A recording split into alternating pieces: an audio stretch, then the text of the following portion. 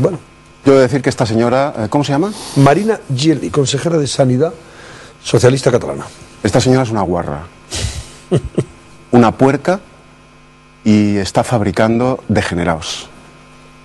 Vamos a ver, enseñarle a un niño, a un adolescente, que puede hacer lo que quiera, cuando quiera, como quiera y cuando le venga en gana, es esclavizarlo de por vida.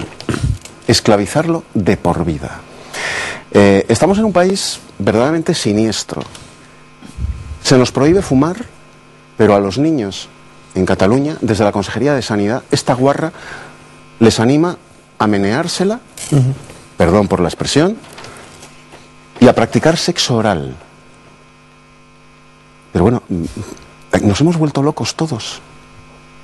En la antigua Roma había unos esclavos que se llamaban los esprintías y que eran especialistas en proporcionarle a los patricios toda clase de divertimentos sexuales que eran sencillamente atroces. Se utilizaban niños muy pequeños en esas orgías en la Roma decadente.